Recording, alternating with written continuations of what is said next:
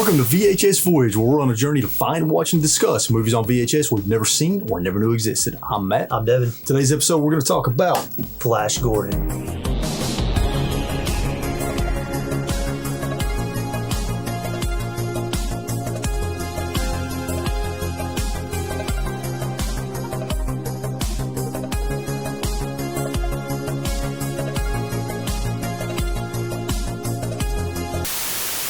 Man, what a wild movie Flash Gordon is. But before we start talking about the movie, as always, Devin, hit us with some facts and information. Yup, this is directed by Mike Hodges. This stars Sam Jones, Melody Anderson, Max von Sydow, and Timothy Dalton, James Bond himself. This was a comic book that started in the 1930s. Old comic. Yeah, very popular as well. It inspired a lot of people like George Lucas and things like that. A lot of people from that era of directing and just art were very inspired by Flash Gordon. Queen composed all the music. That's very evident, like from the opening credits and everything. Yeah. They flash that everywhere, even though they only sing one lyric. Yeah. They just say one word, Yeah. but they do compose all the music. All the Yeah. music is Queen. All the actors were signed on for multiple movies. They were wanting to make this a series. It just wasn't a huge success. Taika Waititi and Edgar Wright say this is one of their favorite movies of all time. Really? Yep, and it was heavily influenced Scott Pilgrim. And now that I think about it, Thor Ragnarok is very similar to this movie. You know what? You're right. Set design, production design, comedy, the campy nature of it is very similar to Thor Ragnarok, which was made by Taika. It had a cult following for years, but I think it's elevated. I think it's known enough now to where it's past cult following because of things like Ted. Yeah. Ted made it very popular again because they make fun of it so much. And I don't remember that for some reason. so in Ted, Flash Gordon's in the movie. Oh, yeah. All throughout the movie. That's right, he is. And they make fun of Flash Gordon constantly throughout Ted. And he's like one of the main characters, and he's like addicted to cocaine and hookers. That's right, dude. I forgot about that. And the same actor, actually. That's how I know about Flash Gordon is only because of Ted. He like introduced Flash Gordon to like a whole new generation of. So it kind of opens up with some evil alien. You don't really know who he is yet, but some evil alien looking at Earth, and he like starts causing all these natural disasters on Earth, like earthquakes and floods and, you know, crazy storms and volcanic eruptions, all this kind of stuff, because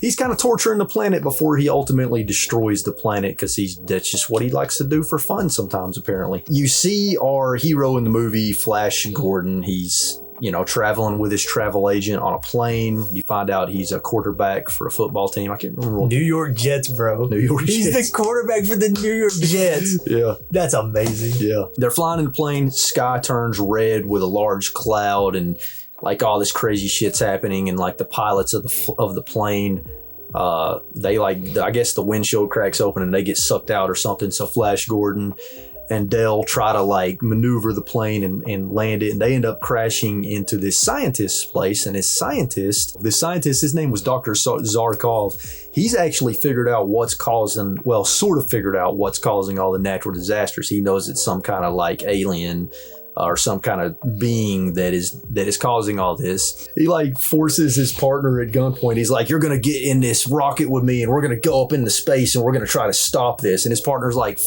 you, I'm out of here." Dude, Zarkov is the man, bro.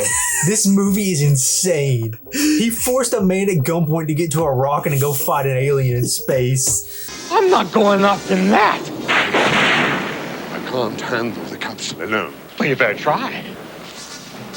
Get your toothbrush and whatever. Right, Chief. Dale and Flash Gordon, they end up in kind of he tries to force them at gunpoint. They end up getting stuck on the rocket, and they all get rocketed into space, and then they go through this like vortex portal thing that sucks them onto the planet Mongo, I think is what the name of the planet is, Planet Mongo, which is where our villain is.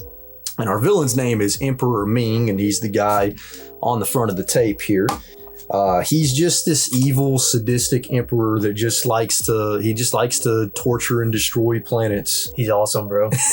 So they're captured and they're kind of brought into this giant hall where Emperor Ming is, and there's all the other like races and like species on planet Ming, which is like some Hawkmen, and there's like lizard men and all these different kinds of aliens, and they're all there to give tributes to Emperor Ming. He also, as soon as he sees Dell, he's like, I want her. She's mine. So he ends up taking her to be his concubine to marry her. Flash Gordon gets in a big fight with all of his subjects, and he ends up imprisoning Flash Gordon and sentencing him to death. Flash Gordon gets sentenced to death. He gets put to death, but she brings him back to life. I don't know how she does it, but she injects him with something and brings him back to life. Where am I? Back from the dead. I mean, basically the rest of the movie is just like Flash Gordon trying to figure out how he's gonna rescue Del from Emperor Ming, rescue Zarkov, defeat Emperor Ming, and prevent the moon from crashing into the earth and destroying the earth. What do you want to get into? I want to get into how the bad acting is like almost a charm of this movie. Yeah. It actually kind of adds to it in a way. It's really odd. There's bad acting that makes movies like unbearable to watch, but there's something about this one where it actually, I think it almost adds to it a little bit. Yeah, because the movie, like from the beginning, I feel like the movie establishes that it's a very campy, over-the-top, insane sci-fi action adventure movie. That's just not breakneck action, crazy. So yeah, you're definitely right about that. Now, one thing that I thought was really, really good was, of course, the set design and the costume design. It was so dope. It was sick. Yeah. It was like unique too, because a lot of movies, they'll have good production design, but it's very similar to another movie that falls into that genre, like a sci-fi or something. Like it could have easily looked like Star Wars, because Star Wars had just come out a few years before this, but it had its own vibe and feel to it. Yeah. And you can tell that they spent some money on this movie. Yeah. They definitely spent some money. Some of the VFX, it's like some of the VFX were good, some were like really bad. Yeah. But again, it kind of just, it wasn't like, it just kind of made sense. Yeah, it really did. Within it being a real campy movie. I mentioned earlier that Flash Gordon gets in a big fight with a lot of Emperor Ming's underlings in this hall where all this tribute stuff is happening. And his fighting style is basically using football maneuvers, like tackles and throwing the footballs at enemies. He's freaking trucking people. Yeah. Stiff arm. 41! 42! Go! 43!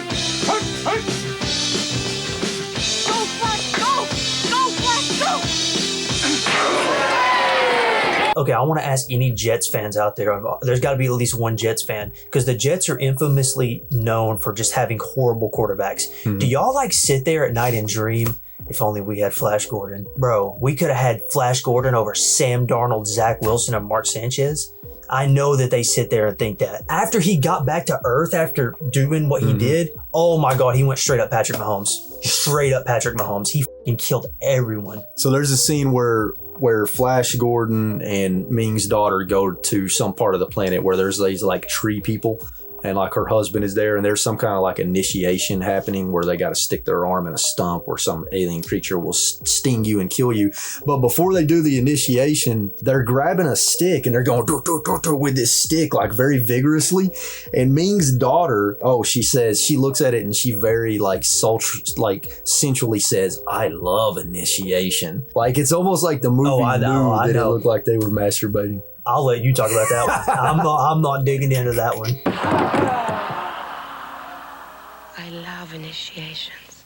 They go to the Hawkmen's temple, and the Hawkmen make the Prince and Flash Gordon fight to the death on this platform that's like moving around, and there's like spikes poking out of it and all this other stuff. So that was pretty the fun. spikes popping up really added to it, because at first they were just fighting, and then when they shot the spikes up, it added a whole new element to the psychology of the fight. Yeah, it did. There were like moments where the spikes would just be staying up, and then there were moments where they would just randomly poke in and out, right? And I love how all throughout the movie, like when something exciting's going on, that Queen song kicks in with just the one line. Yep. Yeah, it always kicks in at just like the right moment, just to kind of hype things up in the scene. That must be one hell of a planet you men come from! Not too bad.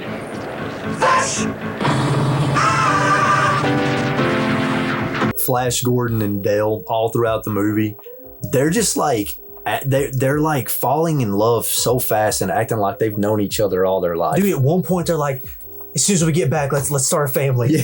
Like, okay. It's like they're just like, we're gonna start a family together. Yep, exactly. That was, I guess when you get sent to space to fight an emperor named Ming, it just bonds you. Oh yeah. Yeah, it bonds you for sure. I wouldn't have been shocked if him and Zarkov got married. Dude, when he's flying on that freaking cruiser, it looks so bad and it's awesome though. Yeah, it is awesome. It's like a space bicycle. Yep, exactly. Freaking shooting lasers out of it with these awful sound effects. You know what's funny? The whole time we're talking about this movie, that Queen song is playing. I know, it hasn't left my head for the last 48 hours.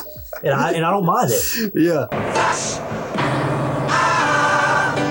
Bro, this movie is so comic booky though. Like, oh, yeah. There's actual shots of the movie, the way it's angled and like where everyone's standing on their spot. It looks like a panel of a comic actually exploding onto a screen. And I don't know if I've ever really experienced that with any other kind of comic book movie. There's comic book movies, but it actually felt like the comic book coming out like into this movie. This movie actually reviewed very well. It has almost a 90% critic score on Rotten Tomatoes. Nice. Yeah. Nice. It has a 6.5 on IMDb, but I almost think to myself, if this movie maybe had just a little bit better writing, maybe a little bit more budget to clean some things up and make it look better, maybe an actor that could have brought in more box office numbers, this movie might be sitting in like the low 7s, dude. Yeah.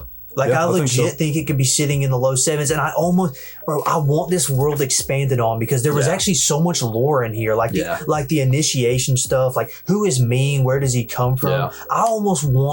I wish there would have been sequels, dude. I wish this would have been successful because I almost want more to explore this world more. If it was a little bit better though and had a little bit more success, we could be talking about this like we talk about other adventure movies of the 80s, like Indiana Jones and stuff. Like, this could have been a trilogy that people remember, I feel like. So, all right, what are your final kind of thoughts Dude, on? I freaking adore this movie. It's a epic space opera with Queen just shooting through my freaking veins in production design, and it's so corny and ridiculous and campy, and it has this special charm to it. This movie's freaking fun, bro. Like, it's fun. It's got super Wizard of Oz vibes too, with kind of like some of its, I can't explain it. It makes sense more if you've seen it. Like, this movie's fucking awesome, bro. Yeah. This movie's awesome. It really is. It really is awesome. And I am just shocked the fact that it's almost 2 hours long and it didn't feel like 2 hours, and there's no slow moments. No, dude. Flash,